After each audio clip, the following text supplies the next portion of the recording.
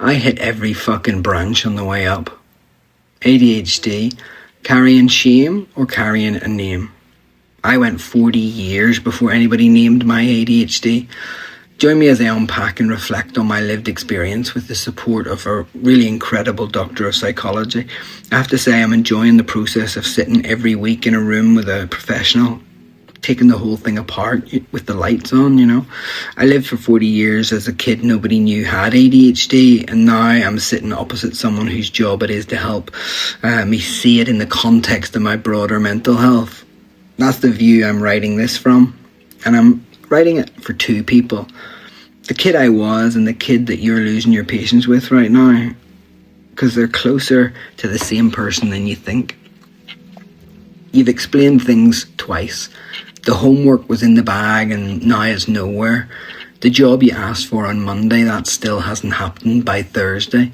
The list you made together, the calendar, the reminders, the whiteboard on the fridge, all of it sitting there untouched while they tell you that they forgot again. And you feel that thing rise in you that you don't like, but you can't always stop. I'm not going to tell you that that feeling's wrong. It's real, and pretending otherwise would be no use to you. So let's leave it standing there and just go to the other side. They already know. That's the first thing, and it's the thing nearly everybody gets wrong, so stay with it. Whatever age they are, 7 or 17 or 35 and not picking up the phone, they already know they're getting it wrong. They knew before you said it. There's a scoreboard running inside them that doesn't switch off, and it's more brutal than anything that you would ever say out loud, because at least you have the decency to stop. It doesn't. And so when you point out the thing they missed or give the advice, you're not giving them support. You think you are. You're actually giving them evidence. One more entry in a case that they've been building against themselves since they were small. They're telling me the solution's so obviously simple, therefore I must be fucking stupid. I must be lazy. I must be different. And here's the part that's hard, so hold on to it. It's fucking frustrating them more than it's annoying you. They might not show it. That's called masking. Do you think they want to live life on hard mode? Do you think anybody wakes up and chooses to be the one who forgets, who's late, who starts 10 things and finishes 2, who's somehow difficult to love by the exact people whose love they need the most? They absorb your disappointment. Internalizing disappointment from people who matter becomes shame. That turns into shame. Who the fuck picks that? It isn't laziness. It never was. What you're watching is a condition, and the brain underneath it runs a different operating system to yours, which means for every fix that you reach for, just make a list, just set an alarm, I've told you twice, it assumes a piece of hardware that they don't have. You're not being ignored. You're issuing instructions to a machine built to a different spec, and then you're taking that failure personally. I'll keep the science brief because this isn't a lecture. ADHD runs in families more frequently than almost anything in psychiatry. The brain is wired for wider scanning, and there's good evidence it carries advantages that we've evolved to need, which I've written about elsewhere and I won't go into again here. And the coping that people build around it, those rigid routines, the overworking, the reminders stacked on reminders, the constant low-grade performance of having it together, those aren't proof that somebody beat their laziness. There was never any laziness to beat. They're fucking exhausting, and they're usually the very thing that masks how hard it is, which is exactly why so many of us walked all the way into our late diagnosis without any name for this. Which brings me to the road. There are 2 of them. And I want to be honest about both, because the version of this conversation where one road is good and the other road is bad is a lie, and it's not helpful. The road I walked was the hard one, which we can call a fucking understatement.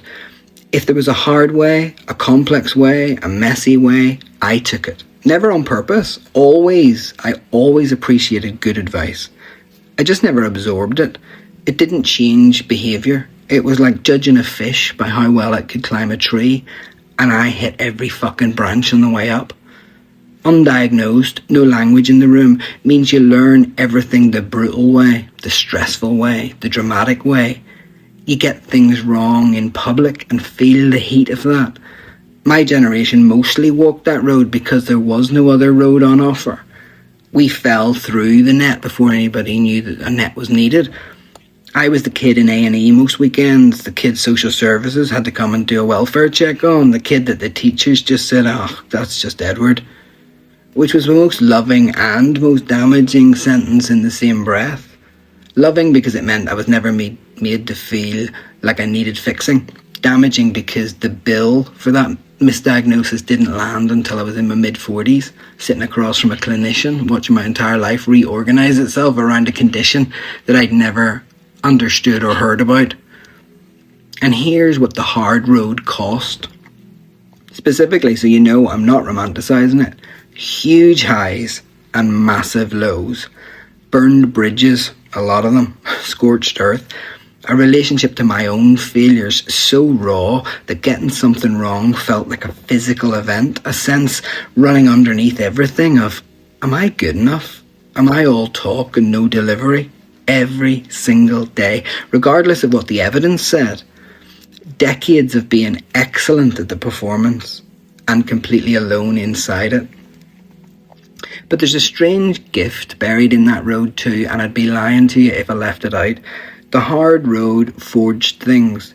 The pattern recognition that let me run rooms full of cleverer people than me.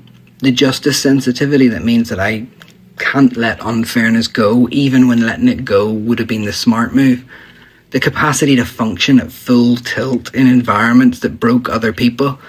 The insight, the layers, the hard-won understanding of how to survive and how to keep going. I learned to read a room before anybody opened their mouth, because for a long time my safety depended on it. That's real, and that's mine, and I wouldn't hand it back. Many parents might read that and think, the suffering, the consequences made him. If I smooth the road from a kid and I don't let them fail, do I rob them of that forging? Will they ever be capable, responsible, successful? And that's such an important question underneath the whole thing, and I've sat with it long enough now, and with help, to give you a straight answer. No. Because the forging and the masking, it didn't come from the shame. The forging came from the wiring, not the wounds. The scanning brain, the intensity, the pattern recognition, that's the hardware. And your kid has it whether you shame them or not. What the shame and the silence added wasn't the strength. They added the mental injuries, the burned bridges, the 40 years of am I good enough, the drinking, the hiding, the near misses that I'm not going to detail here. None of that forged me. That was the tax that I paid for not having a fucking word for what I was experiencing. You can take the shame out and you can keep the forging. They're two separate things. I promise you, they are two separate things entirely. And the only reason it doesn't feel that way is that, especially for my generation, they arrived together.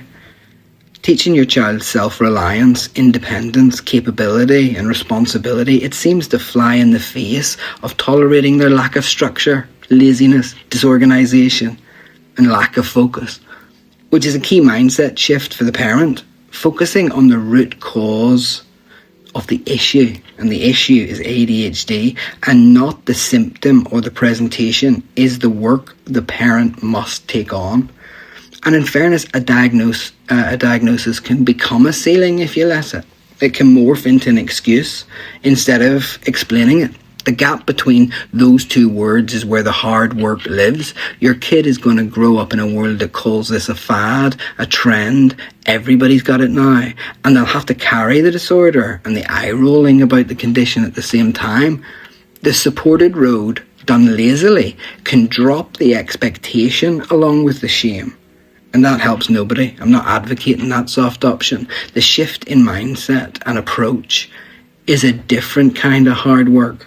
But fuck me, it's the better hard, because difficulty is inevitable. The brain is the brain, and you can't give them a life where focus and time and follow through comes easily. That's not on the menu. What is on the menu, the only variable you can actually control is whether they walk the hard road ashamed and silent or seen and believed. That's it. That's the entire thing that you get a say in. So let me tell you what helped and what didn't in real time, straight from the psychologist's chair, because this is the part I've never seen written down properly, and it's the part that you can use tonight. What didn't help? Being managed, being met with a solution when what I needed was for somebody to say, that sounds really fucking hard, and mean it, and then say nothing else. Being praised for the mask, for being the good boy who lowered the tension in the room, because all that taught me was that the performance is the price of being loved. Performance is the price of being perceived as successful. Performance is the price of being perceived as functioning. Being told to try harder, which I heard every time as, you're not trying. When the truth was, I was trying so fucking hard, it was costing me everything, and I was still coming up short. What would have helped? Shame-free spaces, being believed, dialing down the drama, calm reactions, no hard consequences for the presentation of my condition. Lowering the temperature always produced better results. Someone who looked at the mess and didn't conclude I was a fuck-up. That single act, changing the story from he couldn't be bothered, he's not trying hard enough, if only he did this, to he's compensating so well with a condition that's making it harder for him. That's one of the most powerful things that can happen to a human being, and you don't need a clinic to do it. You need one sentence, some version of, I think I got you wrong here, and I'm starting to understand the way your brain works. If your kid is already grown and the distance between you is years deep, that sentence is also the whole repair. And here's some other really hard stuff, so I'll be straight about it. The instinct when you go to make it right will be to defend. I did my best. It was a different time. We didn't know any of this back then. Every word of that may be true, but you also reinforced your frustration. You made them feel they were underperforming, that they were frustrating you. They absorbed those feelings. They internalized all of your verbal and non-verbal communication. Intentionally or not, it happened. So for fuck's sake, don't lead with that. If you lead with it, you've just taught the original lesson one more time. Because the original lesson, the one that built the mask, was this: my struggle is inconvenient to the people I love, so I better hide it. When your grown kid finally tells you how it felt, or you're having a conversation about it now, and you reach for your own innocence, you will confirm that message. You tell them again, their pain has to make room for your comfort. Repair may mean sitting in their anger without flinching, and not defending yourself the moment that they finally tell you the truth or talk about it. Let them be furious at a version of you that genuinely didn't know better. Make the disorder the antagonist, not the child, not yourself, and let them be angry that it went unnamed for so long, even though it wasn't your fault. Because when the adult was a little person, they swallowed all that shame, and they don't care whose fault it was. They just need somebody to stand in it and stand with them on their side. Two more things directly, and then I'm going to leave that. If you're the kid reading this, maybe over a parent's shoulder, or because they sent it to you, or because you found it yourself at 1 a.m, the way we find these things, you weren't lazy. You were never lazy.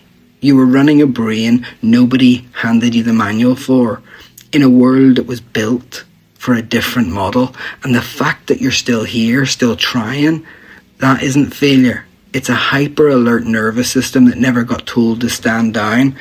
The verdict that you reached about yourself was made with the wrong evidence. And you're allowed to now reread that evidence, reanalyze that data. I did at 45, and I'm still doing it in that room every week, and it's slow, and it's got layers of complexity, but fuck me, it's worth it. And if you're the parent, your kid isn't getting away with something. Your kid is getting away from the one place where they can't bear to feel like a disappointment, which is the place where you are. The frustration is real, and I'm not asking you to swallow it. I'm asking you to aim it at the right target, not the kid, the disorder. The thing you can finally name together on the same team.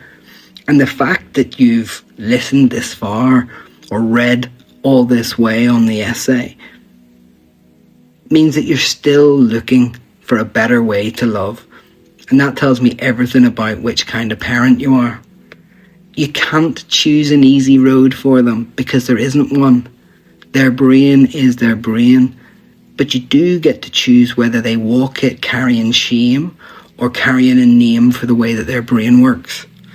I've walked mine carrying shame for 40 years, and anyone give me, the other thing, and I'm telling you, from the clearest vantage I've ever had on it, the diagnosis would have changed everything. If a particular face came to mind while you've been listening to this, a kid, a parent, the version of you that nobody believed, then that's who this was written for. Send it to them. And if you tell me which position that you read it from, I'm in the comments and I read every single one.